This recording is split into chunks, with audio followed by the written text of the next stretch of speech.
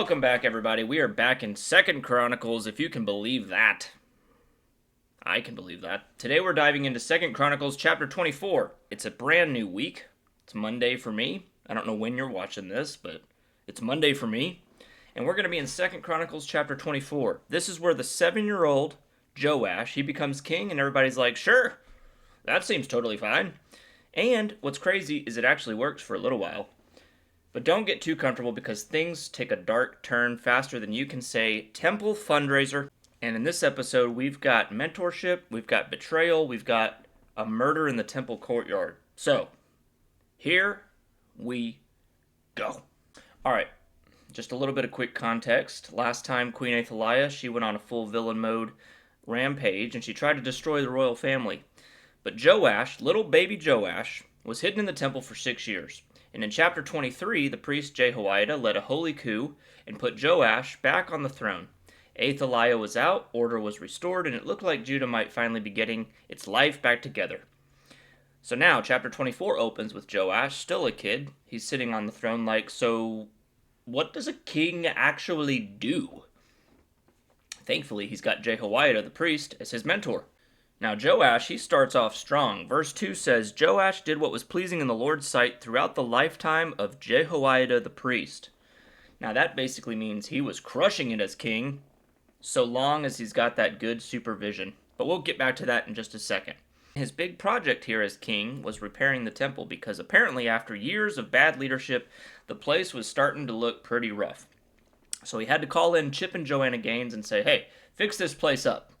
Only instead of it being Chip and Joanna Gaines, it was priests and a collection box where people were able to give. So Joash sets up a chest at the temple gate, and the people actually donate. Verse 10 says that this pleased all the leaders and the people, and they gladly brought their money and filled the chest with it. Like, people were actually rejoicing as they brought offerings. Imagine if church fundraisers were always that successful. I mean, new roof in 1 week, am I right? But then, Jehoiada the priest, he dies at 130 years old, and that's a pretty long time to be the voice of reason for someone. But sadly, as soon as he's gone, Joash's good sense also takes off with him. The new advisors that he surrounds himself with are like, hey, maybe we don't need God anymore. Let's go worship Asherah poles instead. And Joash, the kid who grew up in the temple, just kind of goes along with it. Classic peer pressure story. Now God sends prophets to warn Joash, including Jehoiada's own son Zechariah.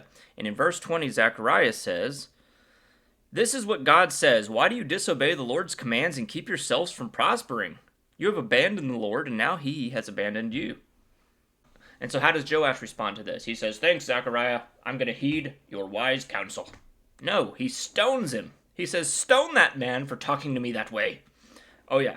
He kills his mentor's son right in the temple courtyard. I mean, just brutal. Joash, what are you doing? Spoiler alert, this doesn't end well. The Armenian army invades, and even though they're a small number, they wreck Judah. And it's clear that this isn't just simple bad luck. This is divine payback for the terrible choices that Joash starts to make on his own. Joash gets injured, he retreats to bed, and then his own officials assassinate him. Why?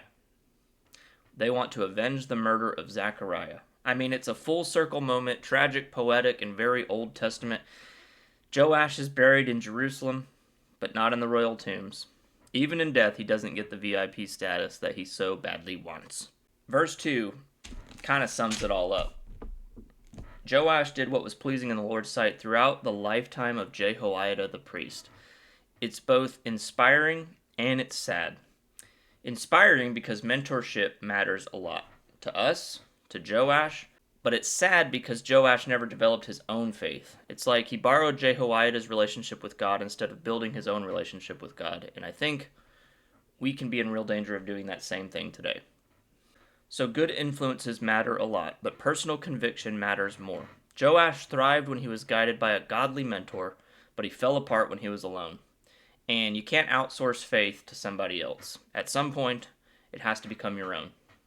The next important thing that I saw here was that ignoring people that are willing to tell us the truth, it leads to disaster oftentimes in our life. Zechariah, he literally tried to save Joash with truth, and he got killed because of it. So Be careful not to mute those people that love you enough to confront you.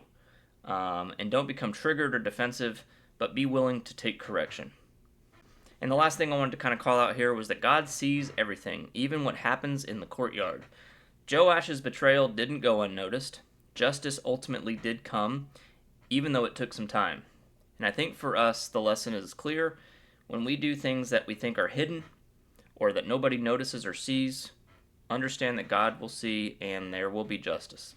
All right, so the challenge I have for you today is this. Be a Jehoiada to someone, or find a Jehoiada for yourself. If you've got someone who helps you stay grounded in faith, take the time out of your day and thank them for their mentorship. If you don't, pray for a mentor or an accountability partner. Ask yourself, would my faith survive if my mentors disappeared? Because that's the real test. So that is 2 Chronicles chapter 24, the tale of a good king who lost his way when he stopped listening to God. So until next time, keep your faith strong, keep your circle wise, and keep your temple chest full. Only do it.